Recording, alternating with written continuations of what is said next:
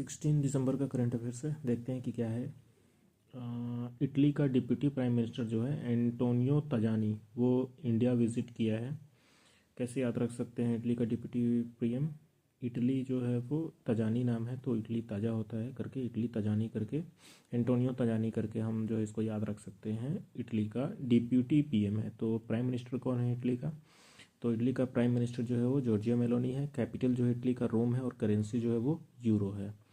तो इसमें इतना ही याद रखने लायक है कि इटली का डिप्टी पीएम एंटोनियो तजानी। कैसे याद रख सकते हैं? इटली ताज़ा होता है मतलब, तो इटली ताज़ा तजानी करके याद कर सकते हैं इसको। और इंडिया विजिट किया है ये डिप्टी प्राइम मिनिस्टर। तो प्राइम मिनिस्टर कौन है इटली का? तो जॉर्जिया मेलोनी। और कैपिटल जो है इटली का रोम है और करेंसी जो है वो यूरो है।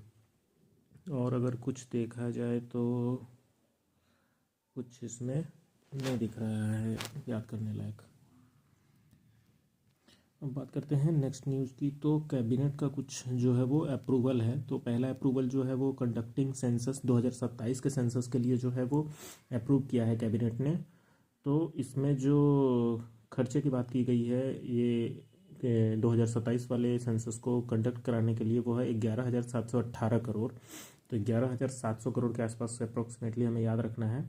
और 2 फेज़ में बेसिकली ये कंडक्ट होगा। पहला फेज़ जो होगा वो हाउसिंग सेंसस होगा और दूसरा जो होगा वो पॉपुलेशन इनम्बरेशन सेंसस होगा। तो हाउसिंग सेंसस पहले होगा अप्रैल से सितंबर तक 2026 में, और पॉपुलेशन सेंसस जो होगा वो 2027 फेब में होगा।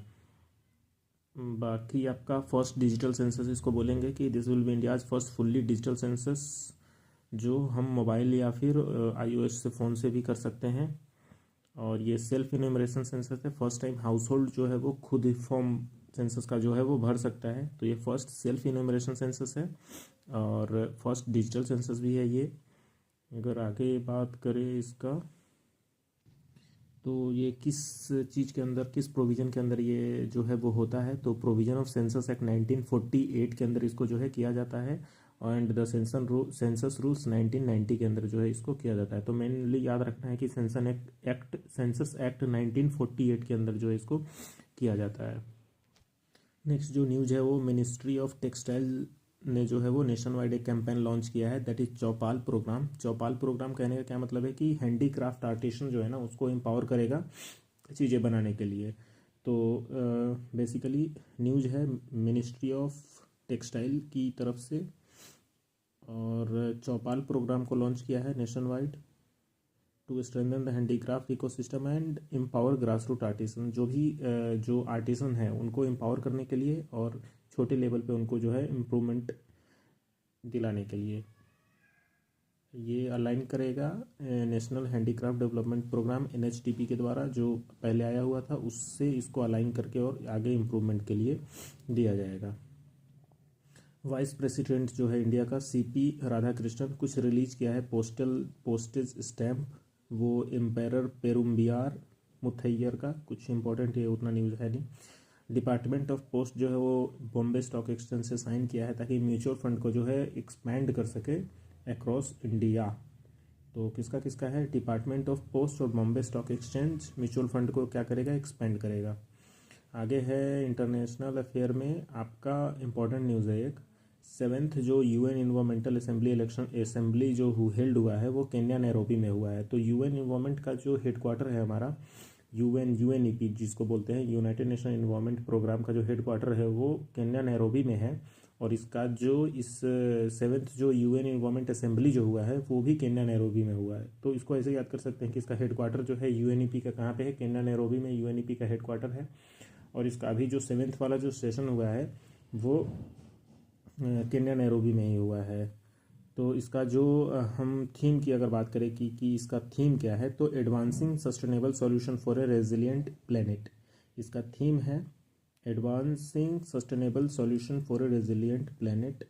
इंडिया की तरफ से कीर्ति सिंह है।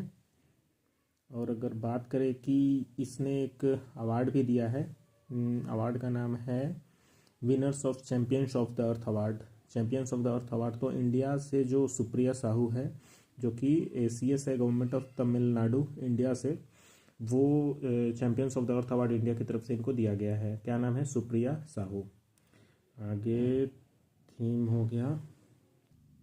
अदर मेंबर भी हैं सुप्रिया साहू साहू के साथ, जिनको दिया गया है ये प्राइज़, जो जिनमें एक मरियम है, जो कि मरियम, और एक और इमाजोन करके कुछ नाम है, कुछ बाहर का होगा, उतना इम्पोर्टेंट नहीं है याद करने लायक। और एडीबी एशियन डेवलपमेंट बैंक जो है वो लोन दिया है चेन्नई मेट्रो के लिए। न्यूज़ में है, कुछ बड़ा सा आर्टिकल है, कुछ इम्पोर्टेंट है नहीं वो अभी। हाँ, ये एक और इम्पोर्टेंट है, जैसे सिलिशर लेक और कोपरा जलाशय जो है वो इंडिया का 95 और 96 रामसार साइट्स बना है। तो इंडिया का 95th जो रामसार साइट्स बना है सिलीसेर, जो कि सिलीसेर कहाँ पे है, राजस्थान में, और कोपरा जलाशय कहाँ पे है, आपका छत्तीसगढ़ में। कोपरा छत्तीसगढ़ और सिलीसेर कहाँ है, राजस्थान।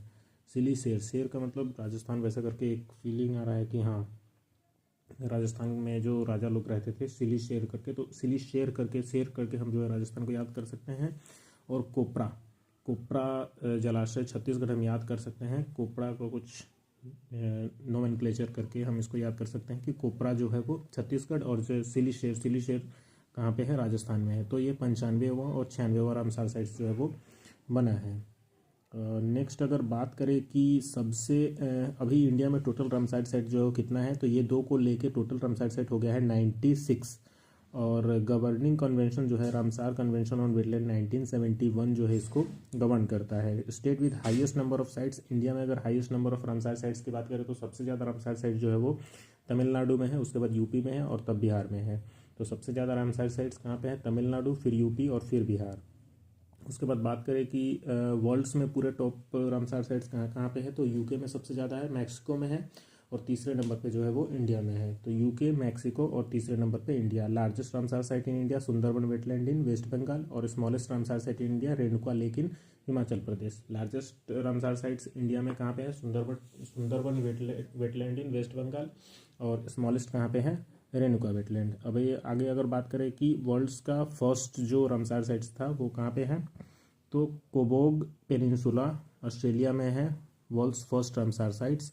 और लार्जेस्ट साइट कहाँ पे है, Rio Negro Brazil, Rio Negro Brazil largest Ramsar site है। और smallest Ramsar sites Monico marine reserve smallest Ramsar site है पूरे वर्ल्ड में। अब इंडिया की अगर बात करें तो इंडिया पूरे वर्ल्ड में थर्ड ग्लोबल है, और एशिया में फर्स्ट है।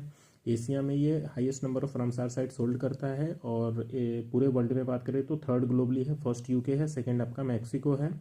और इंडिया में अगर फर्स्ट साइट की बात करें तो चिल्का लेक और क्योलदेव। चिल्का जो है उड़ीसा, और क्योलदेव नेशनल पार्क जो है वो राजस्थान में है। तो चिल्का और क्योलदेव जो है फर्स्ट आपका इंडिया का फर्स्ट साइट था जो रामसार साइट्स बना था। अगर टॉप रामसार साइट्स की बात करें तो तमिलनाडु में 20 है, उत्तर प्रदेश में 10 है, और बिहार में अभी 6 है। UP with 10 and Odisha with 6। UP और ओडिशा और शायद बिहार दोनों में 6 है।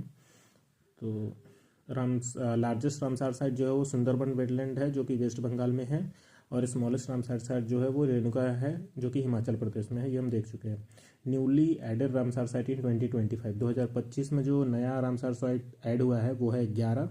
जैसे आपको सक्करकोटई एंड थरंगल बर्ड सेंचुरी जो है तमिलनाडु में ये ऐड हुआ था, सरककोटई और थरंगल। उसके बाद खेच्चोपल्ली विलरेंट सिक्किम में, खेच्चोपल्ली सिक्किम में, उधवा लेक झारखंड में, और उसके बाद खिचन और मेनार राजस्थान में। फिर गोकुल जलाशय, उदयपुर झील, गोगाबिल लेक बिहार में। उदयपुर झील, गोगाबिल, गोकुल झील, ये सब कहाँ पे है, बिहार में तीनों।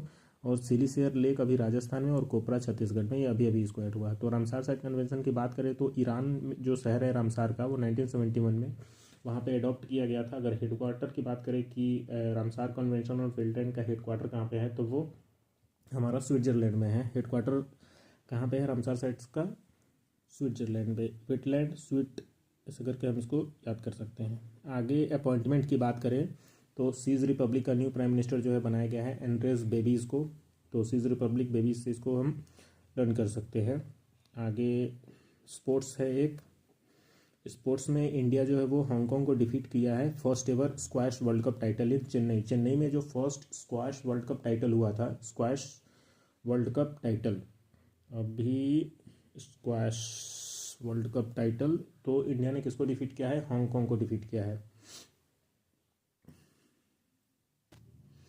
स्क्वैश की अगर बात करें कि स्क्वैश क्या होता है, तो बैडमिंटन टाइप का कोई गेम होता है जिसको खेला जाता है। तो first ever squash world cup title जो है कौन जीता है, इंडिया। किसको हराया है, तो वो हांगकांग को हराया है। कहाँ पे हुआ था, तो चेन्नई में हुआ था। ठीक है ठीक है ठीक है। अभी आगे अगर बात करें तो बुक्स एंड ऑथर में जो शिखर धवन है उसकी एक ऑटोबायोग्राफी आई है book, the one cricket my life and मोर।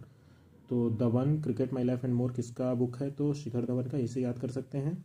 आगे अगर बात करें तो विजय दिवस जो है कब मनाया जाता है, 16 दिसंबर को विजय दिवस मनाया जाता है। 16 दिसंबर विजय दिवस किस चीज़ के नाम पर है, इंडो पाक वार जो हुआ था 1971 में, जिसमें बांग्लादेश बना था, तो उसी के सेलिब्रेशन के लिए जो हम लोग जीते थे, उसी को विजय दिवस मनाया जाता है। तो विजय दिवस कब मनाया जाता है, 16 दिसंबर को विजय दिवस मनाया जाता है।